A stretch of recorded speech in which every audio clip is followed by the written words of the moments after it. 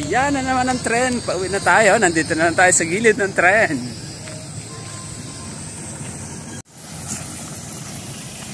So yun siya.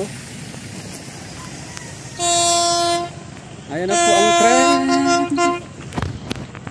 Ang buhay sa gilid ng Riles. Ganito po ang buhay dito sa gilid ng Riles. Laging may view ng tren. Busina siya ng busina. Nasa gilid ng tabi tayo.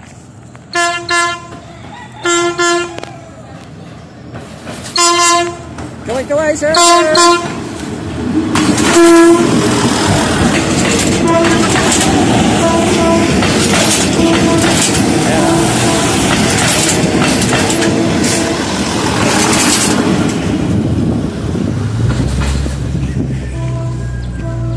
Maluwag ngayon ang PNR.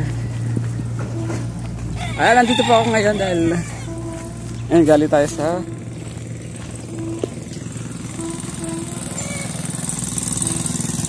may isa akong suki dito na lagi nagpapagawa. Isang konsehal dito sa Muntinlupa.